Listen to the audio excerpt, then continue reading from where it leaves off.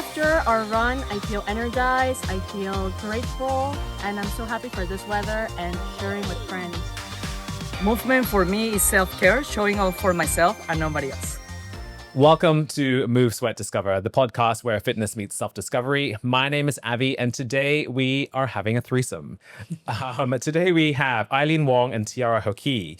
Aileen Wong is a much sought-after personal trainer and group fitness instructor. She has led classes and workshops across Hong Kong, Thailand, Singapore, Korea, Australia, to name a few. Ambassador for multiple fitness and wellness brands, including Lululemon and Life Aid Beverages. Tiara is a psychologist and emotional intelligence coach, director of content at FluidX, a company providing aquabags for fitness. She's worked in the mental health space, providing resources to such communities such as the Women's Prison in Panama, the Splash Foundation, and the families of Wise Hong Kong. Now, together, they are the founders of MindFit, a service which bills itself as creating experiences that are a fusion of fitness and self-awareness to improve your well-being, and IncluFit, which provides inclusive fitness classes for special needs, Down syndrome, autism, and visionary runners. Partners in business and in life. It's such a pleasure to be sitting down with Aileen and Tiara. Welcome. Thank you so much for having us. What a great introduction. I was going to say, how was that? It was pretty good. Yeah, I was like, oh, wow. I felt so impressive. Yeah. How do I summarize all the stuff that you've done and all that you are in like the space of 2 minutes? Well done. Yeah, That was pretty good. Thank you, Avey. It's an honor to be here with you. Yeah. I really want to thank you guys for coming to share your wealth of experience and your stories and basically yourselves with me and our audience. So I mentioned that you're partners in life and business. I feel like a lot of people would say that never work with your partner. Yeah. How do you build your ventures and maintain your relationship and do life and, do like the accounting? How do you do it all? How do you be business partners and life partners? I think a lot of people ask us this question. Yeah. Because either they had trouble with their partner, starting a business, or in their marriage. And we have worked a lot, separating as individuals and also as a couple. But somehow working together is easier, kind of, because our backgrounds and our specialty is very different. I'm more into physical health and Tara's more into mental health. Yeah. So by creating a company that is a combination of both, I get to learn. Yeah. And I'm very vulnerable every time Tiara has to share something about mental health. So I admire her a lot on that. So I think when we share our ideas, we create a safe space for that. And I think it's vice versa. Yeah, I think it's all about having that respect for each other and the communication that we have that is very open. No idea is a bad idea. And we're always kind of willing to collaborate together. So I think because we have that safe space you mentioned, there's no right or wrong. Yeah. So I think the most challenging part of it was not letting work seep into our marriage, because we worked together not only in MindFit, but before we worked together in FluidX. And that was 2 different businesses and at the same time. So we did have dinner conversations that were all about work. And we're like, okay, clearly something is not quite right. So we talked about it. We're like, okay, we don't want this to happen. What steps can we take? So we set some ground rules. No work talk after 7 p.m. No work talk on the days off. And if any of us were to bring it up, they're like, hey, and then we caught it, and they're like, okay, cool, let's not chat. But are you not like, no, well, I just want to finish this point. Like, we have to get this done. Yeah. So and it's okay. Yeah. And it's okay. If it's something urgent or it's something, for example, in our days off or something that we have to, then we will. And then it's like, okay, it's set apart. And I think something that was very important, as Tiara was saying, is make sure we focus on our marriage, making sure we plan and schedule our date nights. We'll go on dates, try to dress well. And then Tiara had this kind of like funny and question every time we go. And it would be, for example, like we sat down on like a nice restaurant. Tara will be like, okay, question of this date is, what will you do if tomorrow the apocalypse come? Okay. And then we would just talk and laugh. Yeah. And he reminded us that we are a couple and we are working our marriage separate from every day for work from Yeah. 7 to 7. Yeah. So what I'm hearing is that you're kind of setting those boundaries for like the business and then the personal. We had Yeah. to, because there was a point that we were very overwhelmed and everything was business until we kind of like had the talk, like, I think we need to work on our marriage. Yeah. So talk to me about then the decision to mold your two worlds together. You know, that you said the fitness, the physical, and then the mental. How did that conversation come about? How was it kind of born? Kind of like by accident, maybe. Yeah. Or was it? I think we had A client. or was it my client, your client? I can't Yep. remember. Yeah. One of us had a client, and See, they this is what I love about it. Sorry to interrupt, but this is what I love about it, is that it's like so organic. Yes. Yeah. It really was. And the client needed the other person and the other coach in their life. And we're like, we can work with her together. You can work with her and I can work with her. And they're like, maybe there's some more people like her. And what if she not had to see us separately, but she could see us together and she could save time and we could work in these things together, because ultimately they are the same purpose, the same goal. So then there was one client and then there was two and then it just grew. And then we started with Lululemon being our first company. Like a and then, corporate, And it started escalating from there. I think the concept was that after people, I've always liked group coaching. One-on-one is nice, but there's something beautiful about like a group of people who are vulnerable together at the same time. Yeah. And I hadn't experienced that until maybe later in my like mental health career. When I did Splash, I did a bunch of like workshops during the pandemic. So then I think when we did that, I realized that people are so much more willing to share if they sweat together first. There is that shared effort.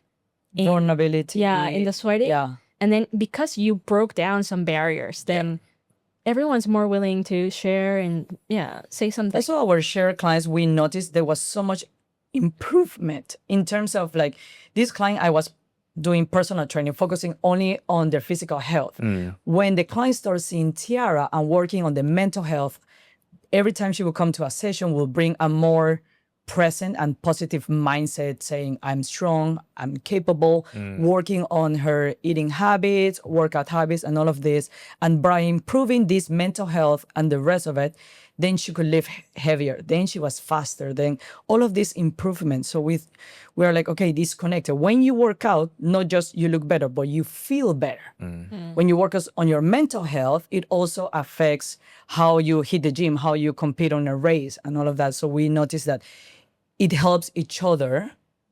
So that's when we created MindFit. Yeah. I think mindset is such a huge part, like piece of the physical fitness puzzle that many people kind of leave unattended. And you just go in, you do what you have to do, and you get out. You're kind of checking a box versus like being intentional about it and seeing the incredible positive impact it can bring into your life. Yeah, absolutely. As an example, when we were running, for me, running, I do it more mentally than physically. It's the time I get to spend with my own thoughts, with my own feelings. Yeah. Sometimes when I run, I cry because I'm really deep into it. You cannot escape your thoughts. It's just you running there. So for me, every time I go running is really for my mental health. When I finish, I feel lighter. I feel that my cup is full and now I can go and give to others. Yeah. So who is the traditional MindFit client then? Anyone, I feel like, could be a MindFit client.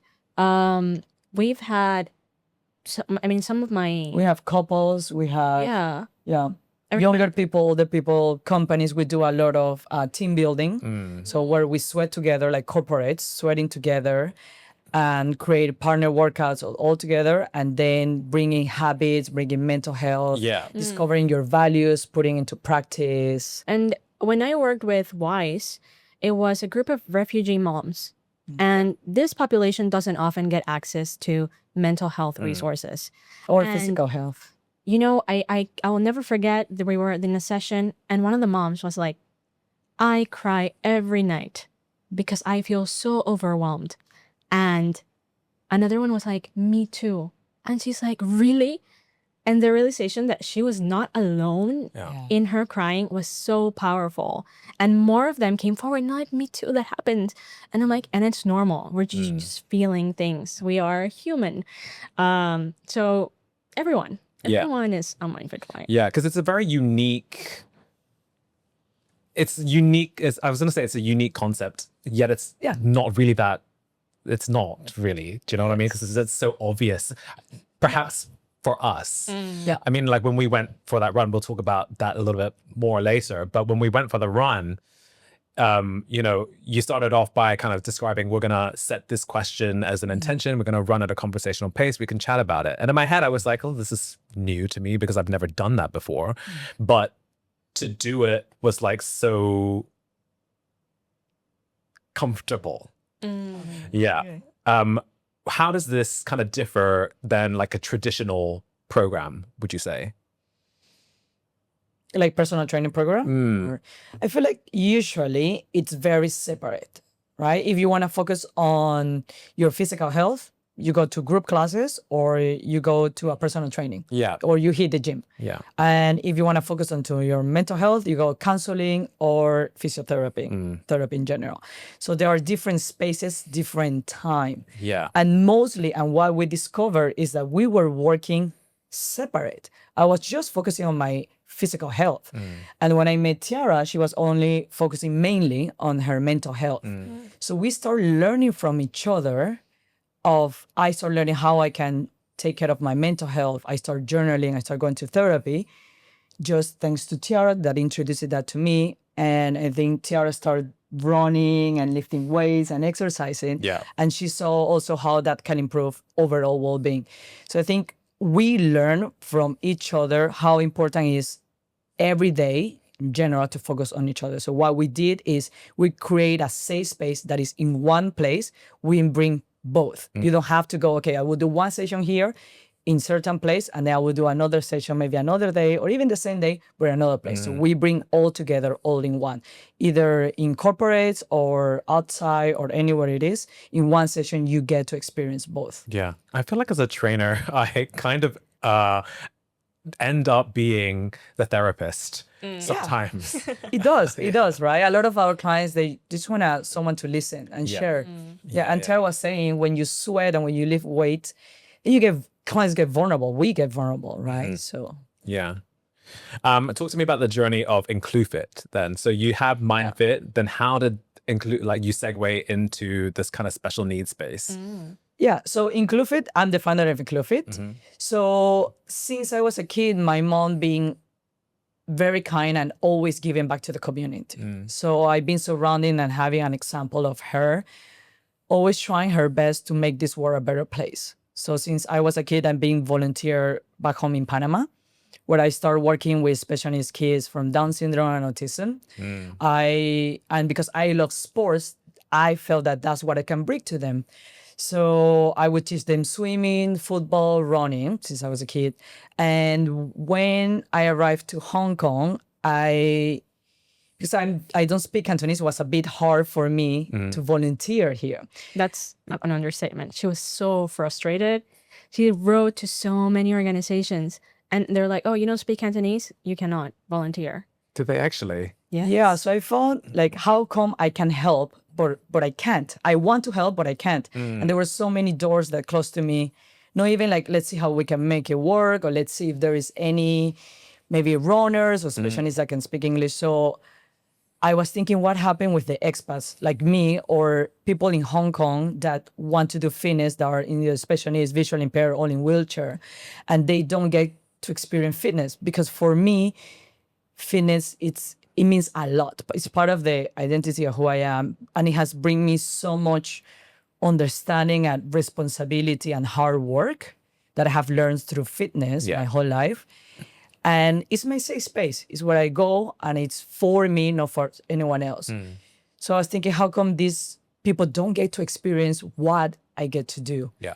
So I decided around the pandemic, I think similar to you and so thoughts of creating IncluFit. That is a safe space for different special needs. It could be from Down syndrome, autism, to wheelchair users, to visually impaired runners, to come and move and exercise and experience fitness. So what I do is I bring different trainers from spinning, yoga, Pilates, dance, boxing, anything. We even did a forest walk once. Yeah.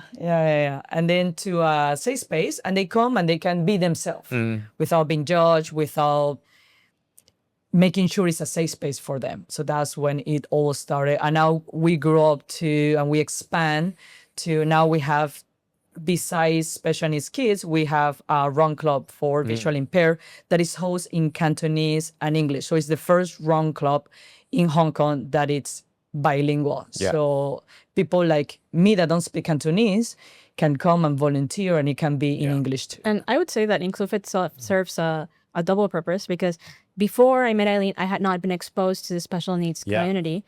And to be honest, it was slightly scary. I was quite nervous to kind of be introduced to it, a bit reluctant at first.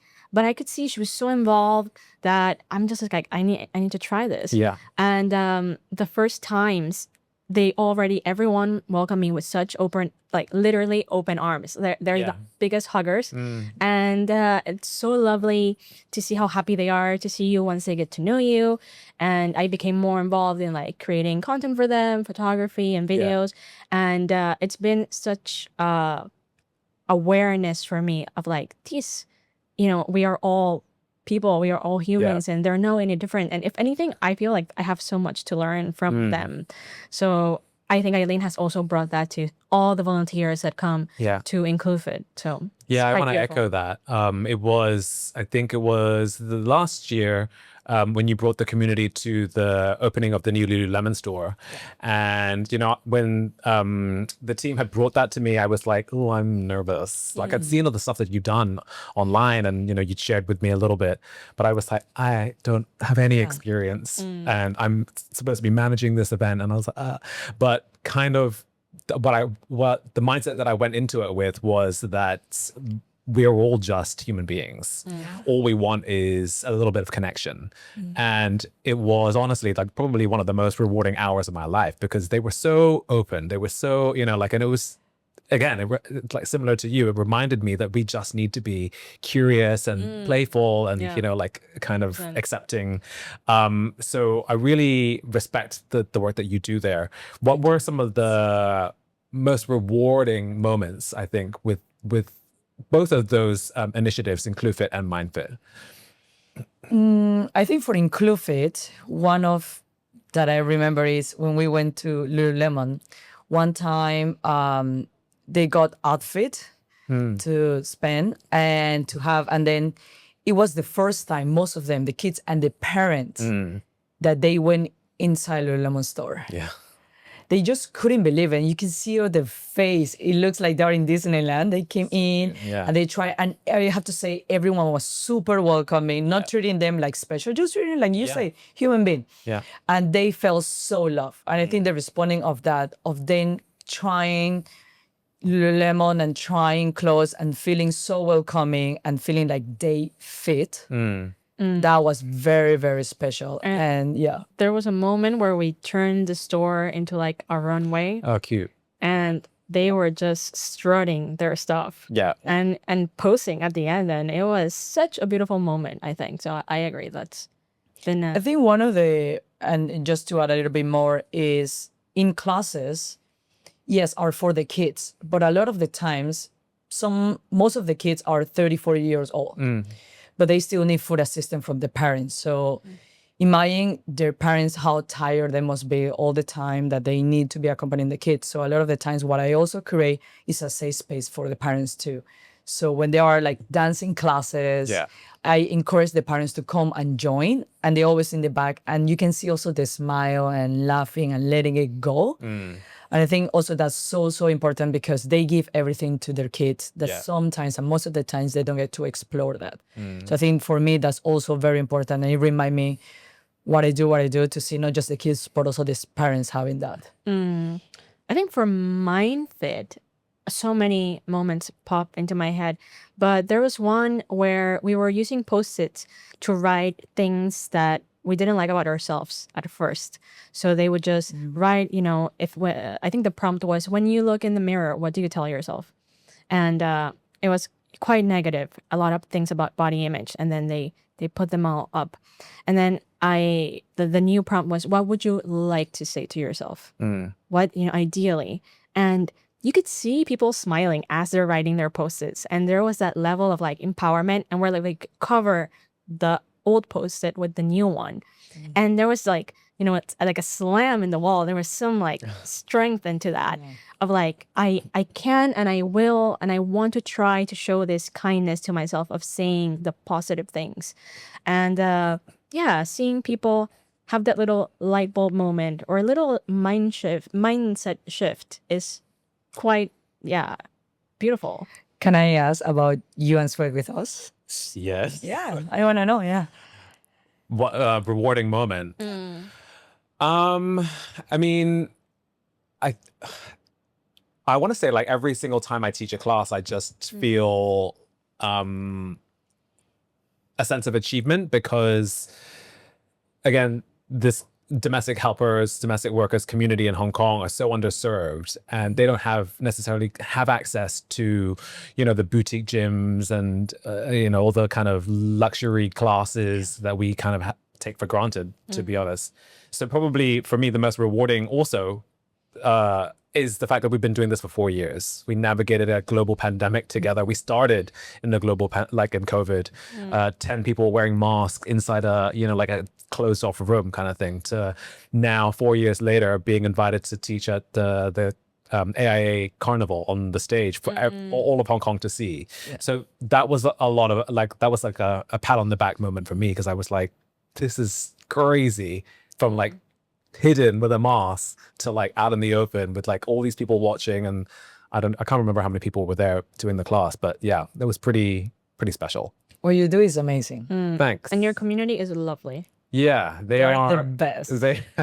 I to be honest with you, I have to sometimes, after teaching a class, and especially after our 4th anniversary, I had to just like lie in my bed in a dark room, because the energy that you give, kind of, you leave it all out there. It is, but it's so worth it. It's one of my favorite classes to teach. They bring that energy. It's so good. So I'm gonna dial it back a little bit. I'm gonna strip us down in our little threesome here. I want to talk about your history, how you kind of found yourselves in Hong Kong, how you met maybe a little bit. Tell us a little bit about Aileen and Tiara. Okay. Let's see, how back should I go? We were living in Panama at the time, 2010, and I had a really bad breakup some time before, and I realized that the breakup was with a guy, and I realized that I was very curious about dating girls. Now, 2010 Panama is not the most LGBTQ plus friendly. Also, even now, it was worse there. Yeah. But even now, So I remember I had my best friend. He was gay, and I was like, "Do you know any lesbians? Like, can you introduce in me?" Panama? Yeah. Because I literally didn't know where to look. Like, how do I? I was so confused. And he's like, "You know what? I have a friend that I work with that." Let me introduce you. So I know one lesbian. Yeah, the one.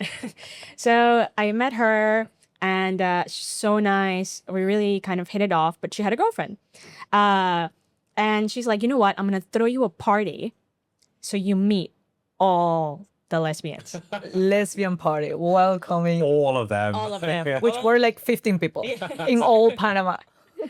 That's true. So she started back then, or we're revealing our age here, a Facebook group, okay? And I was like, Tiara's debutante. Yeah, lesbian. Everyone's like, wow, fresh meat, right? Fresh meat.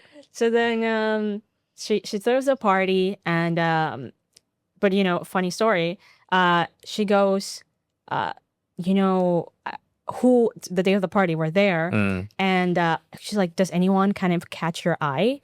And I'm like, Aileen, I like her. And she's like, no, not her. This is my best friend, by the way. Wow. not her.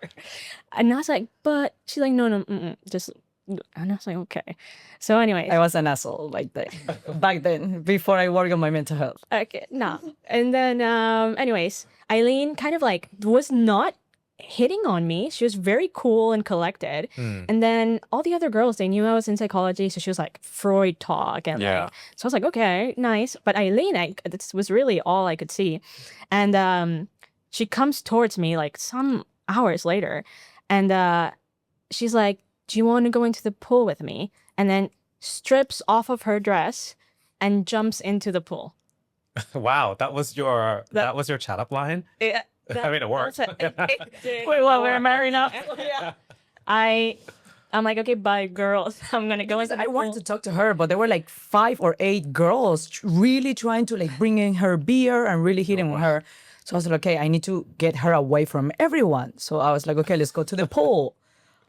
So yeah, So anyways, we were in the pool for hours and we just it was talked. so natural. Yeah, the way we talk, the way we connect. It felt like Yeah. we'd known each other forever. And all I could think about is I really want to kiss her.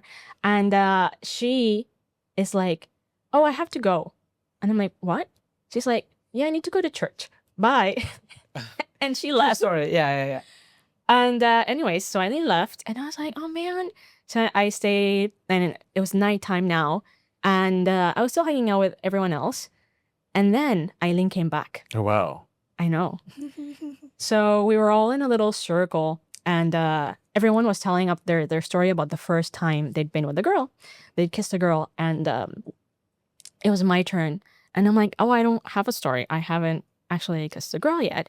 And Eileen was behind me, and she like strokes my hair, and she's like, I'll teach you. Oh, And smooth. I mean, I was done for it, like Yeah. clearly. Yeah.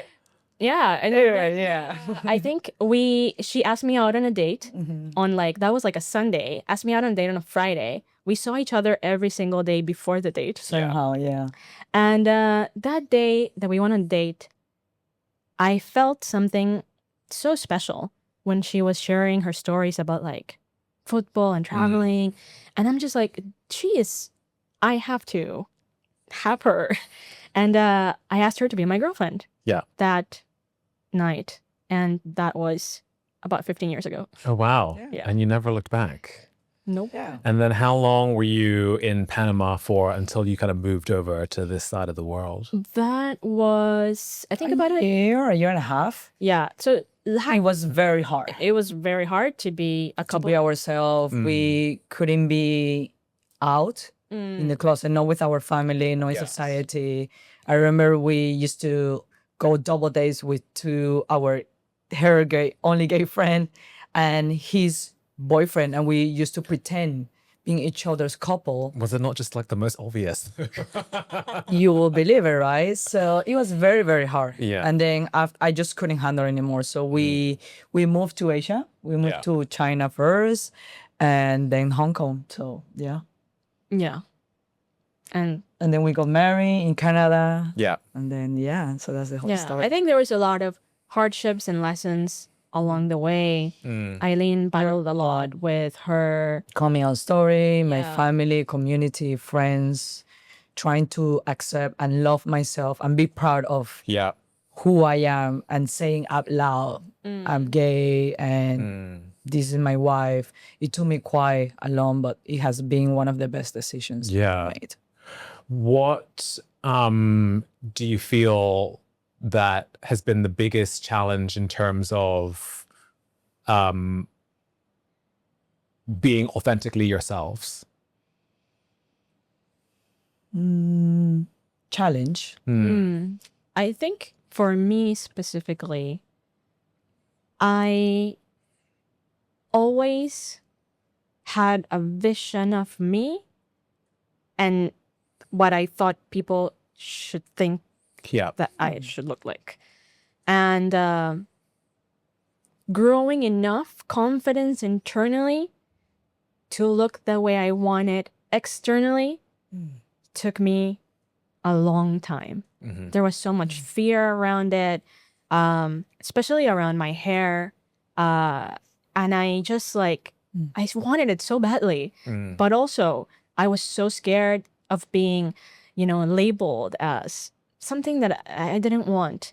And I think that the empowering moment is where you're like, you know what, it doesn't matter what they think I should look like.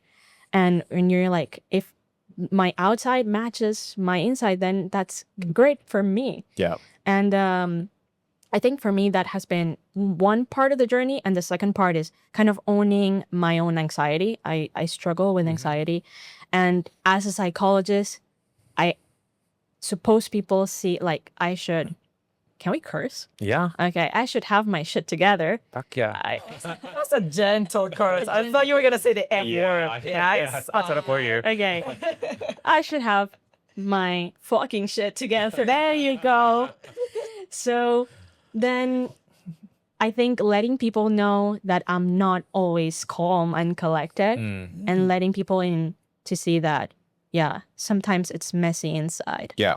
Actually has been beautiful as well, just because now I moved from traditional counseling into actually emotional intelligence coaching, which is more of a two-way street with clients, where I do let them in what I internally struggle.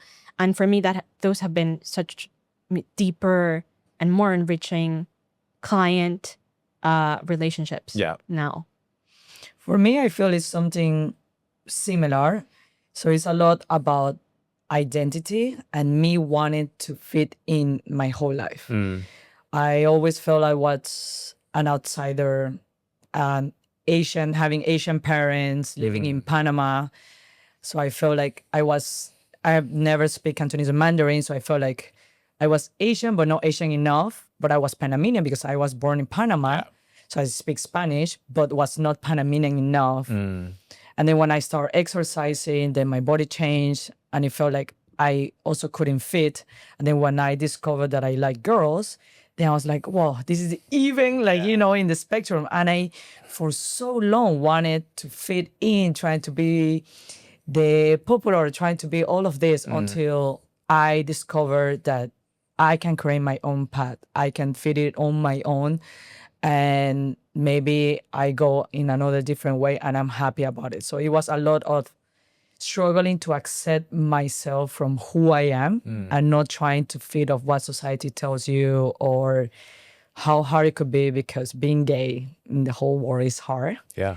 And so I think it was the courage of accepting myself and be proud and loving myself first, so then other people can love me and accept me from who I am. I want to stay on authenticity for a little bit. Your social media, both of you, if I can be so candid, is warts and all. Like you share, I mean, like typically everyone's social media, and I'm totally guilty of this as well. It's like this curated version, you know, like it's the best lighting, the six-pack abs, you know, the successes, the wins. And for both of you, I feel that you are very vulnerable on your social media. It's the losses, the insecurities, the, you know, all the bad moments. What inspired you or motivates you to put yourself out there like that? And then also kind of find the balance with keeping boundaries a little bit for yourself, because that's something that I struggle with. You know, like I want to be somewhat authentic on my social media, but I also want to keep some stuff for me. Just a short story. I am dating the most beautiful man in the world right now, and I struggled with wanting to put that out there because I was like, that's just for me. And sometimes I get like stupid DMs from people that are like, you're lame, you're whatever, like Sorry to hear insults, that. basically. So for me to put my personal life out there is like a little bit scary. So anyway, my questions to you. It is scary. Yeah. Definitely. Very, very. I remember the first time I came out in my social media, I was so scared because I felt like I always wanted to be an ambassador of a big brand and grow and all of this. And I felt that if I don't fit in, then I wouldn't get my goal and my vision. Yeah. But actually it was the opposite. Exactly. Once I accept myself from who I am and I was proud of it, then I started signing brands like Lululemon, Lua, and all these Fit and all these brands because I was authentic to myself. And I think a lot of impact is Brené Brown and Tiara also of admitting and having a proof that being vulnerable on a safe space is actually being brave. And to be honest, every day I have to be reminded of that. I struggle a lot. Tiara is very good. He's super like vulnerable and authentic. Yeah. And I have to be reminded myself also to share that we're human beings and share my success, but also the raw, our losses, like our dog, IVF failure, losing my job all in 1 year. And I didn't want, I told Tiara, I want my social media to be raw, to be who I am. Yeah. If I ever stop in my social media being fake or just because of the followers, everything, please call me and let me know. Because I really want to make sure that I feel the more we are vulnerable and the more we are authentic of who we are, it's actually the more we connect. And for me, that's very, very important that I think we all as trainers, a lot of our clients look up to us. And sometimes, or even myself, I feel a lot of pressure of the way I should look, the way I should perform. And also I want to share, like, we are also not perfect. We are also not having six packs of being super strong and all of this. So I wanted to share all of me and be authentic as much as we can. But just to answer and very clear, struggle every day and try to remind myself that we're humans and it's okay not to be okay. Yeah. I think that when Aileen, because Aileen is the bigger, well, I wouldn't even, I'm not an influencer. Aileen would be the influencer of the family. And she will always come up to me when she shares something about her personal lives. And she's like, do you feel okay with me posting this? Is this okay? And I think at first I struggled with the idea of putting it out there. Again, it's so scary.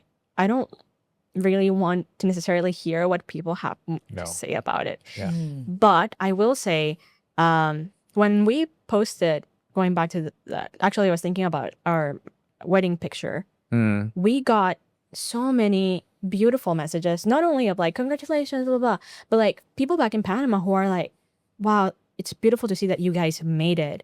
And that's not something we see from people from Panama. We don't see two girls getting married and, you know, living happily ever after. But just it was a bit of like a role model, you know, visibility, really. We were creating visibility. Which we didn't have. Yes, growing up. Before. Nothing. Yeah. Clearly, I told you I couldn't find the lesbians. So I think that from that point of view of like, well, let's bring awareness and visibility to these topics. IVF is hard. And a lot of the times it's not successful and it is painful and a lot. And we had seen nobody talk about this. Yeah. Of like, we tried and we failed and it sucks a lot. Yeah. And it feels like it is grief.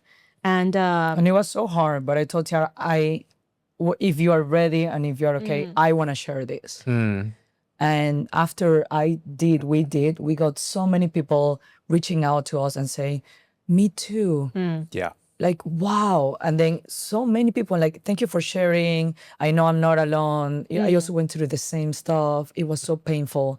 And honestly, it was a win-win. I felt like I wasn't alone. And I feel like I also felt like these people also were not alone in sharing that. So I think it was very powerful. The motivator to be raw and authentic in social media is to create that awareness and that visibility and make people feel less alone, and I guess ourselves as well in the process. I feel like social media, you know, it's built to kind of connect us all, yet it divides us. It kind of, you know, we're all down on our phones like this. So sharing those moments is almost like a way of releasing the kind of grief or pain or kind of thing that we're holding on to. But then also, like you said, like people, we're all looking there when we should be looking here. So it's almost like a connection through point, like a wire that connects our connectivity, so to speak. So when I recently shared some of my struggles with anxiety on social media, I got the same thing. And like, How do you felt? I felt anxious, ironically enough. But again, it goes back to what you were saying. Like we're human beings. We're not perfect. We have insecurities. We have hangups. We have, like we are just a hot mess at the best of times. So like being vulnerable, I think just leading into vulnerability is such a powerful thing. We can move forwards if we kind of open up. How do you use vulnerability in your day-to-day? Because you're quite open, I would say. We try to. It's something I think most of the time I talk to my therapist about. And try to remind it of being vulnerable. Also, well, I marry an emotional intelligence coach, so that's also a pretty good also reminder. But it's quite hard. But she's very good at being vulnerable and sharing. I feel like finding your community. I have found now a safe community that I feel I can share my role, my struggles with them, and they giving me a safe space for that. So I think that also helps a lot. I think it's the reminder that it is a catalyst for connection, right? It's in the moment. Aileen is a very type A personality, and I'm like very laid back, and that's why we work together. And I'll see her just like bounce from one thing to another, and she's just like, and sometimes I'll just come over and I'm like, how are you feeling? And she's just like, and then usually it's like, a bunch of stuff. And then I'm like, okay, but how are you feeling? And then I think the layers start coming off and she'll finally connect with the feeling. Because first what comes out is usually just like things that are stressing you out. But there's not that connection to how you feel. And I think that's when, for me, she's at her most beautiful, when she connects with what is going on in the inside. Rather than just being so caught up in the noise outside. And I think curiosity is a huge element of any relationship, really, a friendship, in your family, and especially in a marriage. You being curious creates that space for the other person to be like, oh, you want to know like what I have to say, and you want to understand what I'm feeling in this moment. The empathy, the compassion, the security of like, oh, you're not going to judge me for this. I think all of these elements come together and make vulnerability such a good experience. That it's like feedback. Most people hate feedback, right? Nobody wants to hear what they did wrong. But if you constantly have good feedback, someone's always like, oh, that was great, I'm proud of you. And then every so often they'll be like, oh, that thing you did last week, like, could you, give an alternative? And they'll be like, oh, okay, yeah, sure, I can work on that. So it's vulnerability for us through practice has become something nice. It feels good because let's face it, vulnerability doesn't always end up well. Right? So it's having that constant practice of associating it with a good feeling that has made it so much more easy and comfortable. I think one of the things that also Brené Brown mentioned is being vulnerable is being strong. Proud of it, putting the walls down, but also you need to know when and with whom you are vulnerable. So I think that it's something that I learned through life, of sometimes being vulnerable in my workplace and maybe didn't end up well.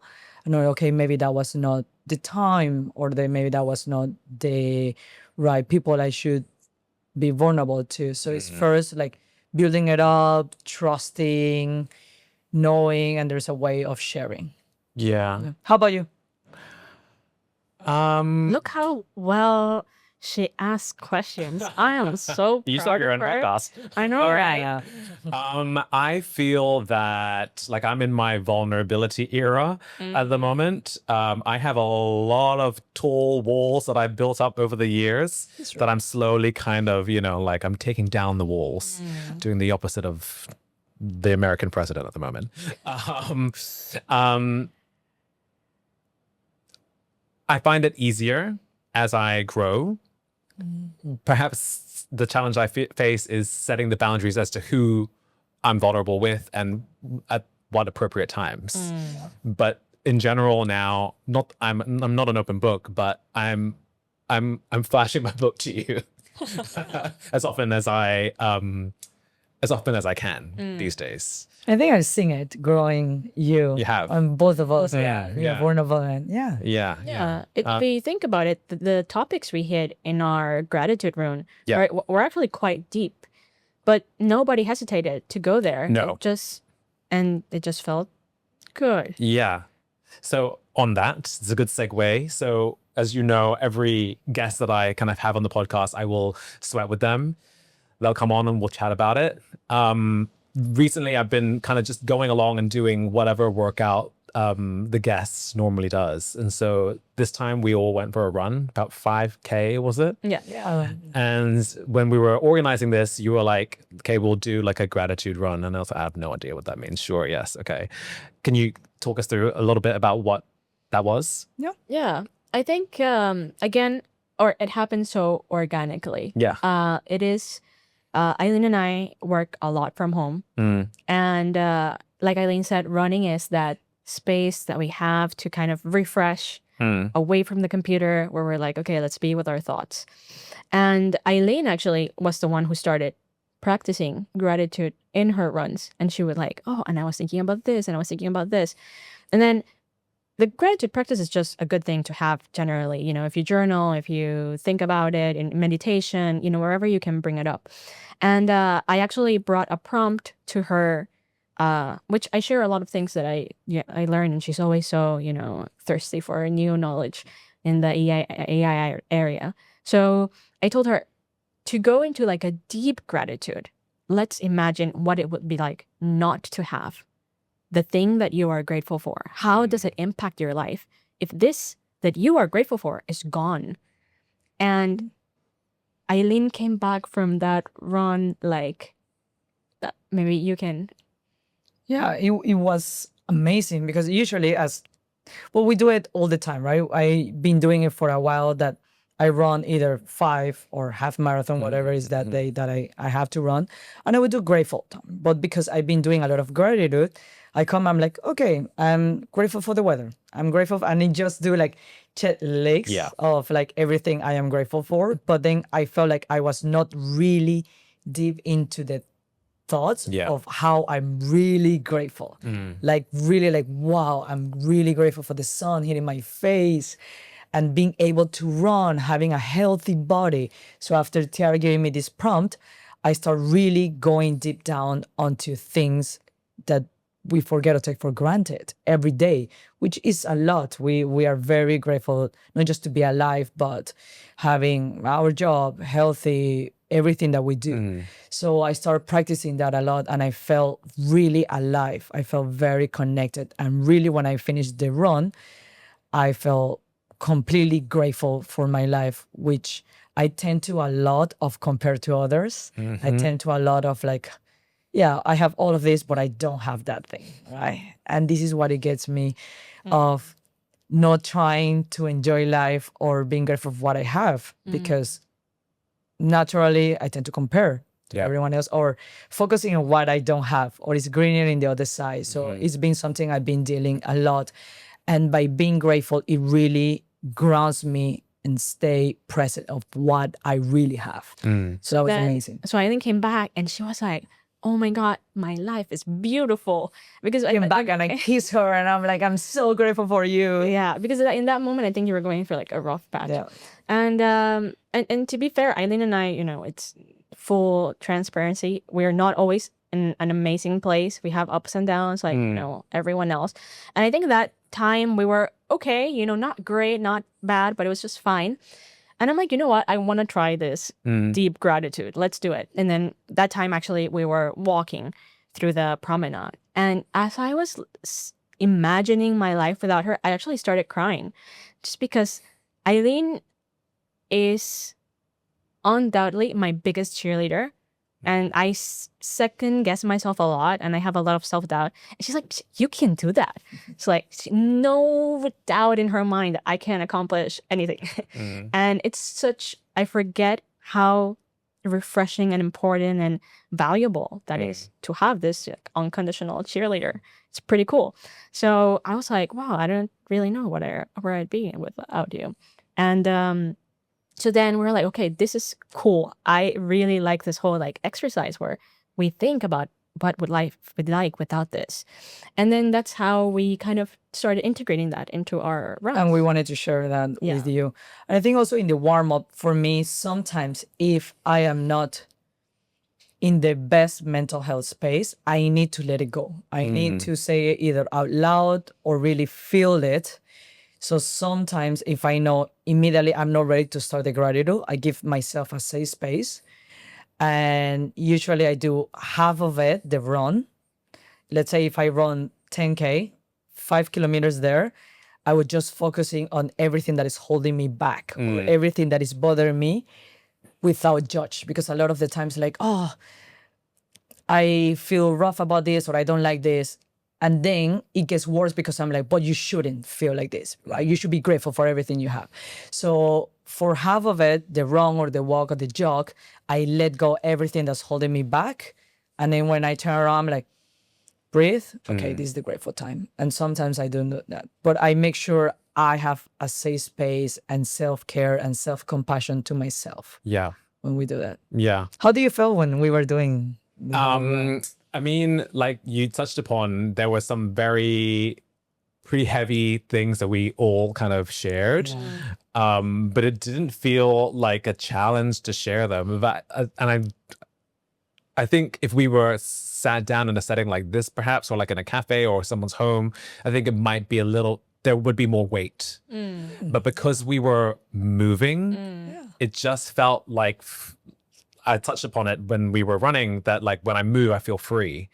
So in that sense, like sharing some of the darkest times or, like how I would be if I didn't have such and such in my life, it just felt easy. And, like I didn't even give it a second thought to kind of be that vulnerable. I mean, I won't go there, but it was very freeing, I felt. Very freeing. Also, I have to say, the three of us, we felt that we provide a safe space. Yes. So I think that was very important. Yeah. Of someone sharing and being vulnerable, and the other person not telling you what to do or right and wrong, but just listening. Yeah.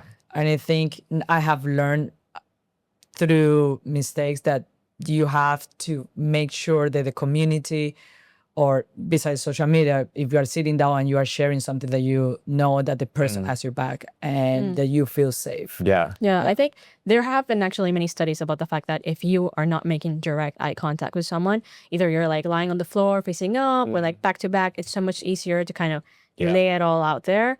So I think that's an added bonus of the run, that there's less pressure on what you're sharing because no one's like staring at you, break down.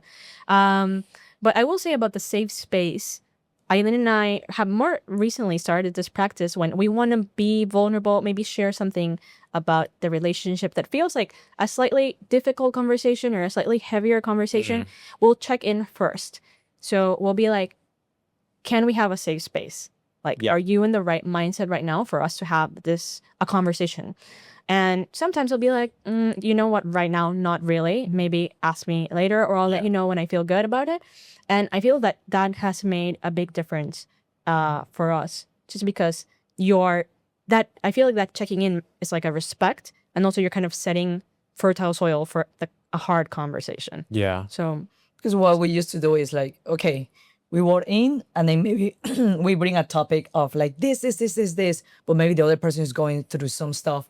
And instead of being patient and understanding and providing a safe space to the other was completely the opposite. So what we learn is that if we have something important to share is to make sure that we inform the partner Yeah. and we are responsible and kind of like taking into consideration if the other partner is ready or is okay to receive Yeah. and give that space. So I think it's very, very important to communicate with your partner. And it's something we have learned lately. Yeah. So you've done these gratitude runs for a while now. Specifically, in this session with us three, what did you learn about yourselves? conducting a gratitude run while I run with you guys was very hard. You guys run too fast for me. I was like catching my breath, trying to like give out That the day keys. you broke your fastest pace. Yeah, Yeah, what was the pace again? I Yeah. don't remember, but it was fast for me. I felt like we were going. It's fine. You guys were trainers. Guys, I'm not a trainer. But okay. She was asking questions. Okay, so Nana. It was really harsh. Okay, so mental note to self. Never run with Avey and Aileen Yeah. whilst you're. While doing this, I learned that there's an infinite amount of things that you can be grateful for, just because it just kept coming, right? You can just keep coming up with things, kilometer after kilometer. We found different areas about like our bodies, our personalities, our community, Yeah. everyday things. It's just so many areas where gratitude is just, waiting to be noticed. Then if you're present in that moment, it's so much easier to connect. And I will say also that sharing and saying it out loud, which actually you mentioned as we were running, is also so, was it connecting? Was it, or I can't really put a word to it, but it felt good. Like saying it out loud and having other people hear it and be like, yeah, Yeah. yeah. Validation, Validating. right? Yes. Validating. That's the word. Yeah. I learned that a simple act, it can actually change your whole day or your whole week or the whole month. That by being vulnerable in a safe space actually can set you free. You can feel free. I think after we were sharing deep stuff, I started discovering, and I was even crying because I didn't know actually I was struggling with this Yeah. until we were just saying out loud. And I was like, wow, that was back in my mind or in my heart, but I didn't really know. Yeah. So that was very beautiful. And I felt way lighter to know I was struggling to something and putting a name to it or being very anxious. Yeah. I discovered lately that I had a lot of anxiety and I knew I had anger and I had been dealing with it. But I didn't know anxiety as a feeling. So after discovering that and really helped me with anxiety. So running, having gratitude and being grateful really for what we have helps me a lot with anxiety, emotions, feelings. So I felt like doing that. And a lot of the times I do it by myself, but doing it with friends, with community felt very different in terms of felt amazing, felt liberating, felt that saying out loud on a safe space took the power from it. And it was so good and so beautiful. So thank you for that. Yeah. I learned that you are both only human. And I say that with the greatest amount of respect. That, you work out your bodies and your minds and you place importance on both of them equally. That, you will also be curious about the weak spots that you have, the pain that you have, the, like you're out of breath kind of thing, but that's okay that you have acceptance about those things and you're curious about those things and you use those moments to kind of go forwards in life, to kind of like you take stock and you grow from it. And and I know I know you a little bit, but like we don't spend a lot of time together, so I see what I see on social media, but also just spending that time, that I don't know, like half an hour was it that we ran, like you can tell, so you can, all of that comes out in your movement, I feel. In the same lens as that we're on, what did you learn about me? You are so naturally fast. That's the first thing when we finish. Like, how come? I mean, usually doesn't run. We run all the time. How come he was so fast? I was like, yeah, I was trying to keep up. Yeah, you are. Yeah. I was just, yeah. And before we move on, I will say that, yes, my self-talk as we were running was like, come on, Tiara, you should like keep up with these guys. You need to, right? But then towards the end, I was just like, actually, no, I'm so proud. I run with you guys. Like that's And she said at the end, I am proud that I could run with you too. So I was like, yes, you should. So I think that the shifting of how the narrative, I talked to Aileen a lot about like the narrative, the story you're telling yourself is so important. Sure, yeah. But okay, what did we learn about you? I learned that you are much less afraid to be vulnerable now. I was gonna share that you have growth a lot. Yes, I think we've known you actually for quite a long time. I mean, you guys work together. We've worked together in projects. But I will say before the run, I feel you mostly keep to yourself. But it was so special to see you reveal parts of yourself that you hadn't before. And I am happy that you felt that safety. And I'm also happy that we could provide it. Yeah. I was going to say that I feel that you have grown so much, and the Avey you are today, like I felt like when I met you, I was like, wow, Avey's amazing. But I think now you are like even more amazing. And it's just so beautiful to see that you are still yourself. You're still authentic. You are the Avey that is super fit and still love doing HIIT and burpee and so fast and had incredible endurance. But also you are a brave Avey that is vulnerable and raw and who you are and is willing to be open mind and learn, listen to yourself and listen to others. And doing self-care and openness and vulnerable with you, your partner, your family. And not just that, but also without losing yourself and still being you. Yeah. Yeah. And I will add on to that I know you've struggled in the last couple of years.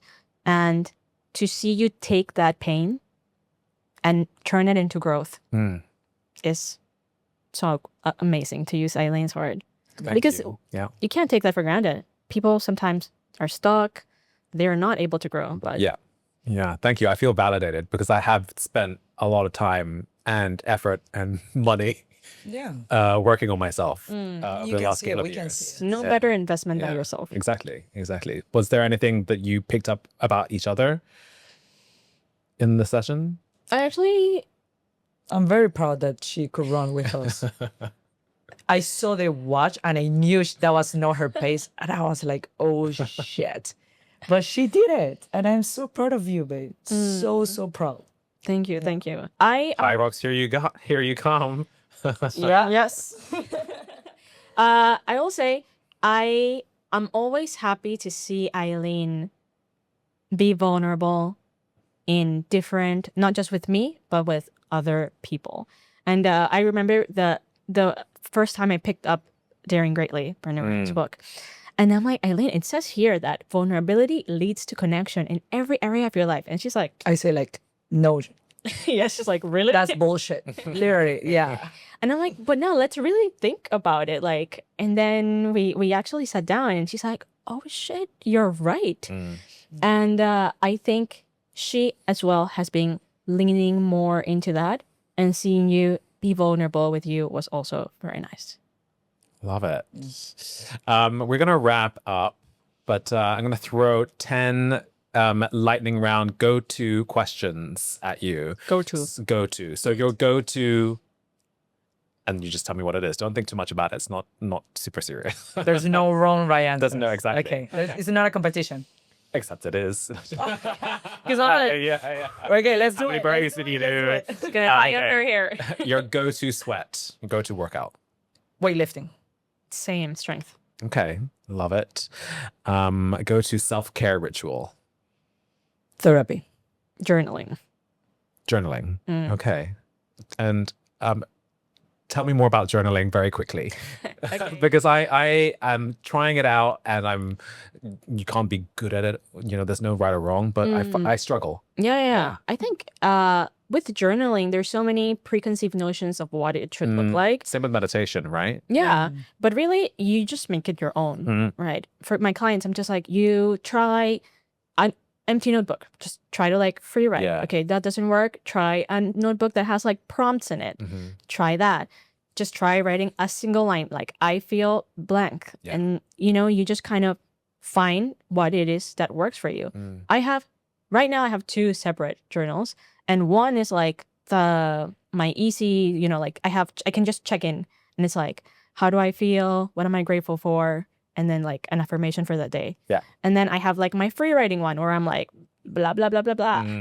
So I like options, and also I think being compassionate with yourself. Like if you didn't journal, that's also okay. It looks different every single day. Yeah. And you just be kind to yourself in the process. Right. I like that. I think I'm someone that likes options, so I'll take that away with me. Go-to treat meal. Hot pot. Oh, really? Yeah. Okay. That's the first time I've heard that answer. I love it. Yeah. Cinnamon rolls. Oh, okay. This is the first time I've heard about that. Where do you go for hot pot and cinnamon rolls? Haidilao. Okay. Actually, my favorite cinnamon roll, they don't sell it anymore in Hong Kong. It had like cardamom in it. It looks Ooh, gorgeous. yeah. So I am in the lookout. So if anyone has any suggestions. Yes. Go-to travel destination. Thailand. Nice. I have to say, I cannot pick. I just love going to a new place. Just pick one, babe. I cannot. I think I'm a traveler of the world. Okay. I just like going to a new place. Okay. Go-to morning routine. Coffee. What's your coffee order? Latte. Yeah, hot latte. I'm very kind of meticulous about my morning routine. So it's Goals. glass of water first thing in the morning, no phone. Then I do stretching for like 10 minutes. I have like a routine, and then I meditate, and then I journal, Yeah. and then I prepare breakfast, and then I wakes up. She's goals, like really amazing. So then when I wake up like this, having my coffee, she's like, "Good morning, babe." You're all like, just dial Yeah, it. just like she's a morning person. Yeah. Very good on morning routines. I struggle with morning routines. This week I've really tried to be without my phone, and I've been struggling with a lot of anxiety recently, and so I will take myself onto my terrace and I'll listen to I'll wake myself up in bed with a guided meditation, and then I'll take myself off to my terrace Okay. with another guided meditation. So I'm spending like half an hour just like breathing and meditating. So so far I haven't done it today, but so far so good. Oh, it's like amazing. Yeah. Good job. Go to recovery practice. Stretching, foam rolling. Yeah, I would say I hated foam rolling, Yes. but damn it, it works. Even though it hurts, it is the best. Go to workout music. Musicals. Oh, yes. You did a themed class for me. I remember this. Yeah. Yeah. Yeah. Boxing with musicals. Yeah. I would say, depending on my mood, either angry punk rock from like 2000s. Like Avril Lavigne. Is that? Like, no. No. Like, so cute. Yeah. Linkin Park, Okay. the Meteora album, and like something Biscuit, some Newfound Glory, just like, yeah. Okay. And then, or reggaeton. Sorry. Reggaeton. Oh, okay. Yeah, reggaeton is the second. Is Maluma considered? Yeah. Okay. Yeah, Okay. Maluma, yeah. Okay. Gotta love a little bit of Maluma. Go to book. Just one. Damn, that's so hard. You can throw a couple out there. I mean, Daring Greatly. Brené Brown is. Yeah. 7 habits. Yeah, 7 habits highly effective. Funnily enough, I like the teen version more, but hey. I would say Think Like a Monk from Jay Shetty has some really good stuff in there that I feel really work for me. And Mindset by Carol Dweck. Yes, that one. book is That's so great. good. Yeah. Yeah, 7 habits. Yeah. Go to guilty pleasure. Like Love food. is Blind. Watching, Anything. scrolling, like that. Okay. Guilty pleasure of doing. Yeah. Like, so what I do, and Tiara actually told me this, is pair up something that, because I wanted to create a habit of stretching and foam rolling. So I pair up that with scrolling every night. So I always tell my clients I stretch and foam roll for an hour and a half, but I'm actually scrolling or posting all my videos. Okay. So I don't feel guilty about scrolling or posting videos because I'm stretching and foam rolling. Yeah. So it has been a good habit. But yeah, I guess Habit bundling. Yeah. Tie up something you really like with something you don't want to do. Okay. Love is Blind. I love me a good season of Love is Blind. Nice. And last one, go to mantra or life motto. Be kind, be yourself.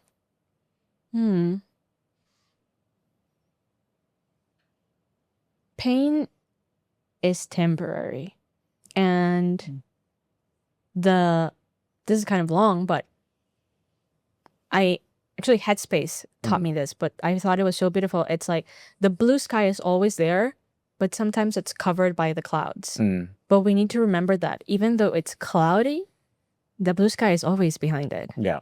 So I think that even though it's rough sometimes, the blue sky is there. That's why I love that. So every day I get all of these free, like philosophic, and I get to learn. How about you? What's your mantra? YOLO. Oh yeah, it's true. Yeah. I mean, yeah. That's what I'm kind of living right now. Living life. Yeah. What's next for you guys?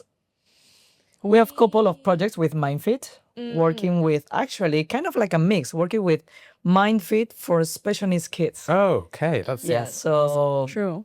we have that working with MindFit also for schools now.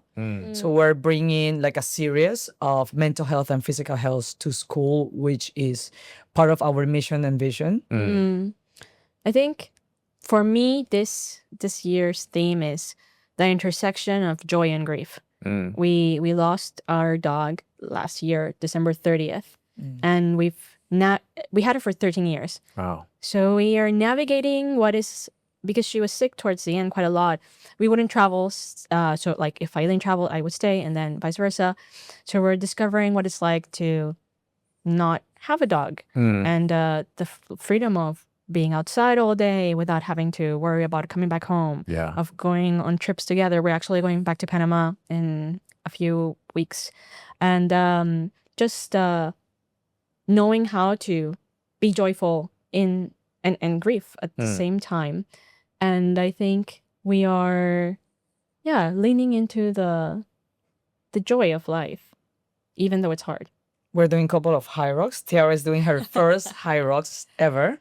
Yeah. Actually, her first competition ever. And she's doing it solo in Bangkok. So Impressive. Not a it's very impressive.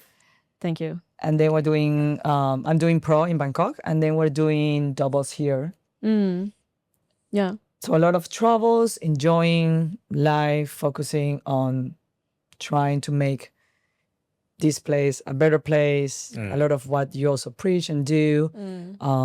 I feel a lot of it living is also sharing with others. And also something excited that just happened is that the visually impaired IncluFit, the runners, are doing high rocks for the first time. Oh, wow. So In Hong Kong. in Hong Kong. Okay. So this is very big. I'm one of the guy runners. But it's just amazing. And it's what I've been wanting to show and create awareness that they can do anything. Yeah. So I love the whole concept of the community and high rocks and the training and how inclusive they are. And bringing IncluFit them to try this race is like literally aligned with everything that we vision and mission. So we are very excited about that. I love it. Yeah. Where can people find you? social media, Yeah. The MindFit website, website, Instagram. WhatsApp. Yeah. Yeah. All the places. Coming to our classes. Yeah. Yeah. Thank you so much Thank you. for Thank you. sitting down with me, for being vulnerable with me, for letting me into your space when we were running. I feel really privileged to have been a part of that half an hour, whatever it was. You guys are doing amazing things for the community. It's inspiring and beautiful to see your relationship flourish. And yeah, I can only hope that I'll be 13 years or whatever it is in my own relationship just as healthy as you guys. I really value your connection, and I'm so excited to see where all your ventures go. Thank you so much. And thank you for your questions. They were great. And I really mean it. It's an honor to be here and sharing this with you. So thank you. Well, we'll come back after you are podium placer on Higher Odds No Flying Car. pressure, Avey. Yeah. Next. You've run super fast, so we'll revisit. Okay. We'll revisit. Thank you so much. Thank you. Thank you. Thank you for joining us on this episode of Move, Sweat, Discover. If you liked the episode, please subscribe and write us a 5-star review. See you next time.